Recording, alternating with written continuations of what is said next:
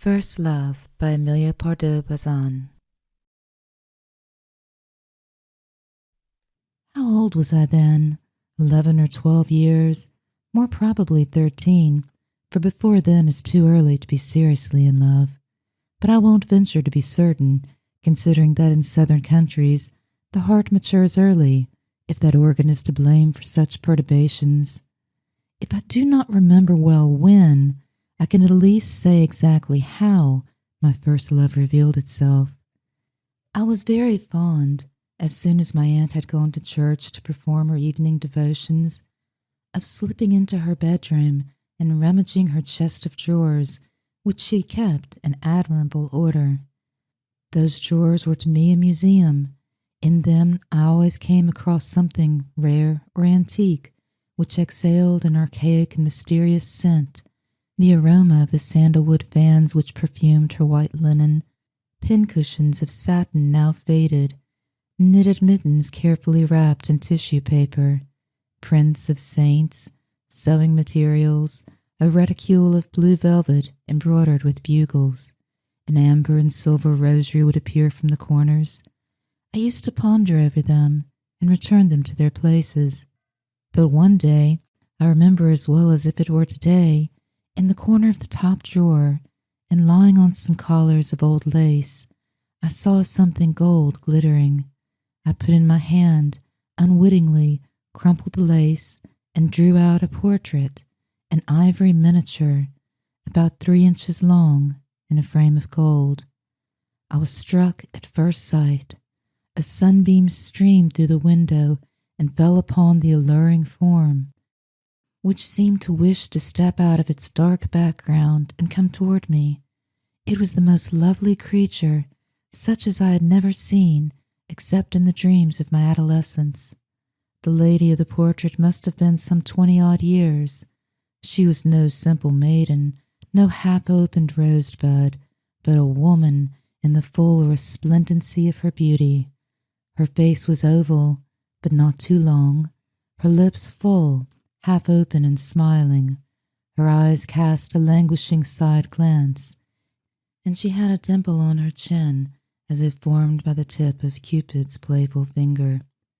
Her headdress was strange but elegant.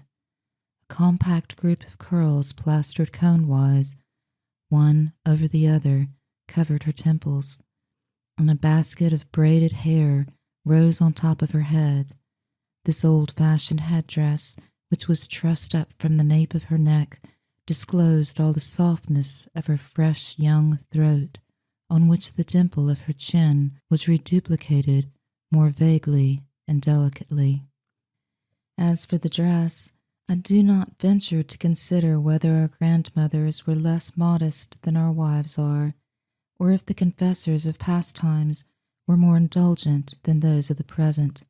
I am inclined to think the latter, for 70 years ago women prided themselves on being Christian-like and devout, and would not have disobeyed the director of their conscience in so grave and important a matter. What is undeniable is, that if in the present day any lady were to present herself in the garb of the lady in the portrait, there would be a scandal, for from her waist, which began at her armpits, upwards, she was only veiled by light folds of diaphanous gauze, which marked out, rather than covered, 2 mounds of snow, between which meandered a thread of pearls. With further lack of modesty, she stretched out 2 rounded arms, worthy of Juno, ending in finely molded hands. When I say hands, I am not exact, for strictly speaking, only one hand could be seen, and that held a richly embroidered handkerchief. Even today I am astonished at the startling effect which contemplation of that miniature produced upon me, and how I remained in ecstasy, scarcely breathing, devouring the portrait with my eyes.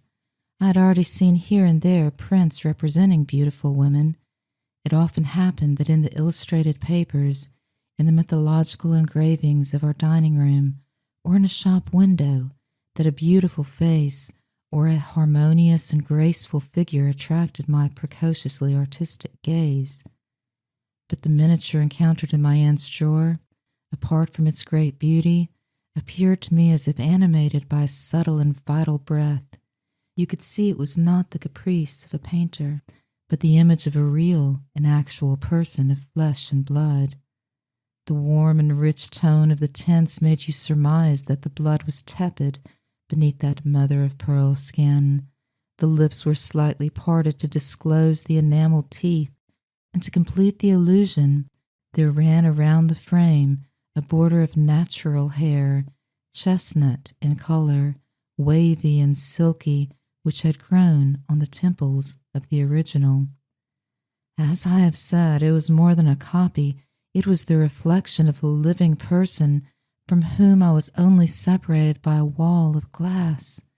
I seized it, breathed upon it, and it seemed to me that the warmth of the mysterious deity communicated itself to my lips and circulated through my veins. At this moment I heard footsteps in the corridor. It was my aunt returning from her prayers. I heard her asthmatic cough and the dragging of her gouty feet. I had only just enough time to put the miniature into the drawer, shut it, and approach the window, adopting an innocent and indifferent attitude. My aunt entered noisily, for the cold of the church had exacerbated her catarrh, now chronic. Upon seeing me, her wrinkled eyes brightened, and giving me a friendly tap with her withered hand, she asked me if I had been turning over her drawers as usual. Then with a chuckle, wait a bit, she added. I have something for you, something you will like.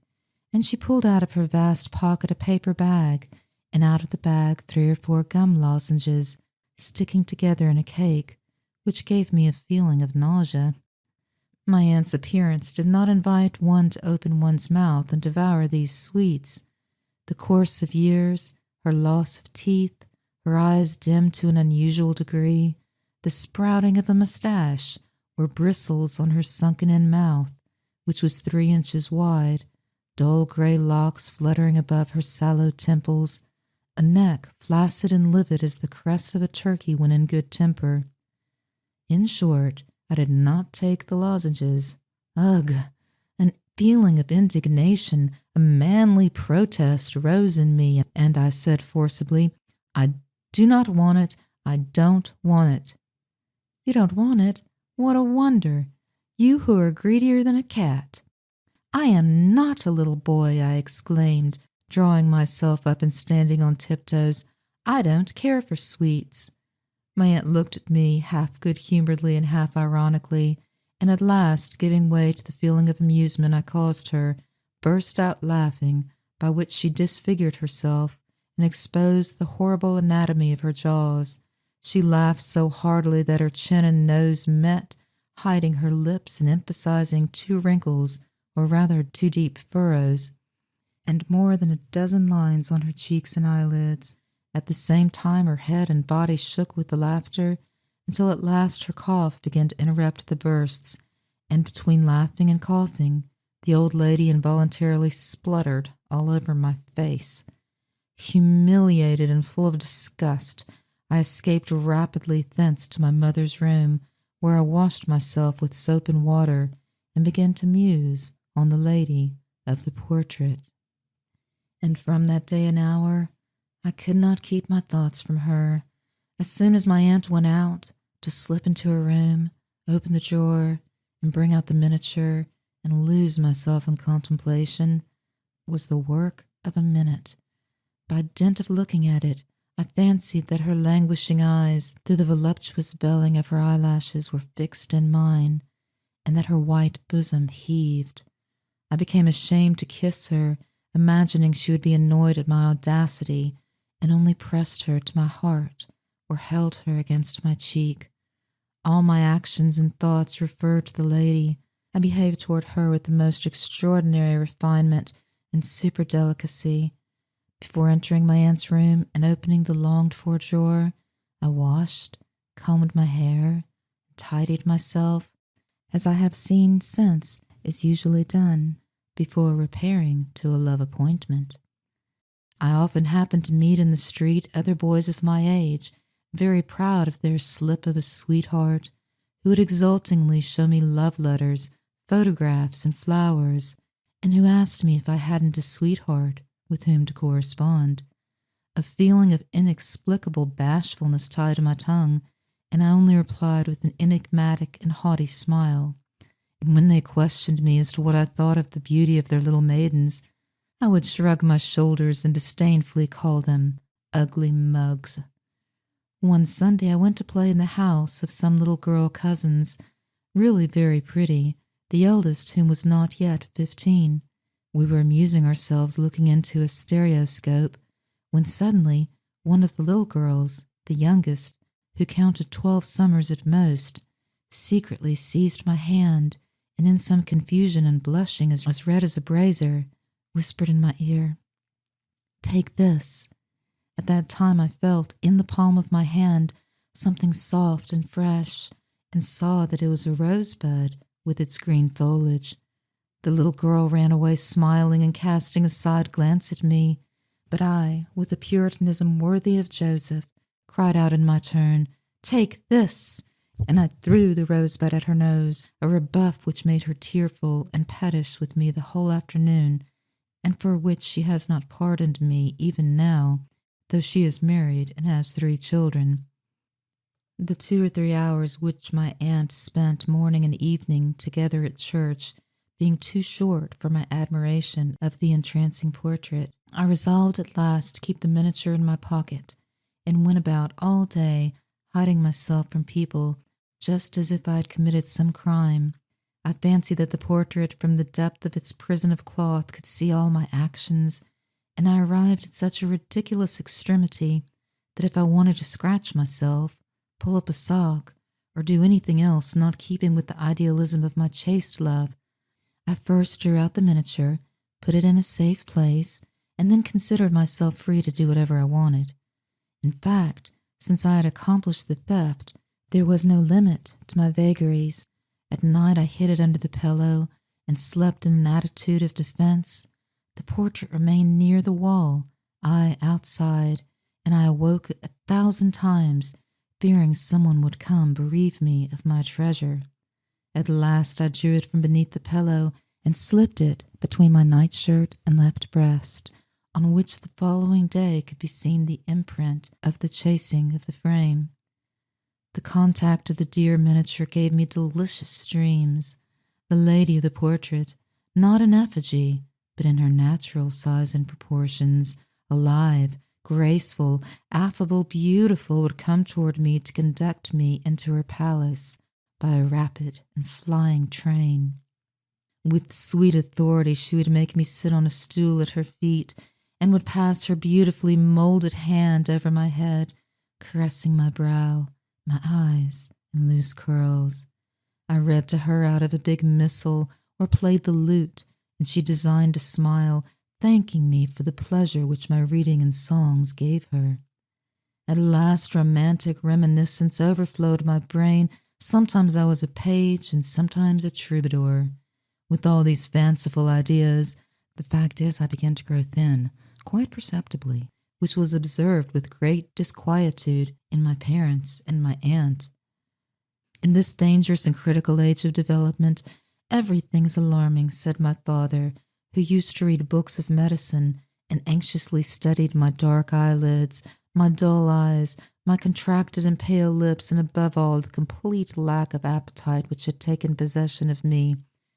"Play, boy, eat, boy," he would say to me, and I replied to him dejectedly, "I don't feel inclined." They began to talk of distractions, offered to take me to the theater, stopped my studies, and gave me foaming new milk to drink. Afterwards they poured cold water over my head and back to fortify my nerves. I noticed that my father at table or in the morning, when I went to his bedroom to bid him good morning, would gaze at me fixedly for some time, and would sometimes pass his hand down my spine, feeling the vertebra. I hypocritically lowered my eyes, resolved to die rather than confess my crime. As soon as I was free from the affectionate solicitude of my family, I found myself alone with the lady of the portrait. At last, to get nearer to her, I thought I would do away with the cold crystal. I trembled upon putting this into execution, but at last my love prevailed over the vague fear with which such a profanation filled me, and with skilful cunning I succeeded in pulling away the glass and exposing the ivory plate. As I pressed my lips to the painting, I could scent the slight fragrance of the border of hair. I imagined to myself even more realistically that it was a living person whom I was grasping with trembling hands. A feeling of faintness overpowered me, and I fell unconscious on the sofa, tightly holding the miniature.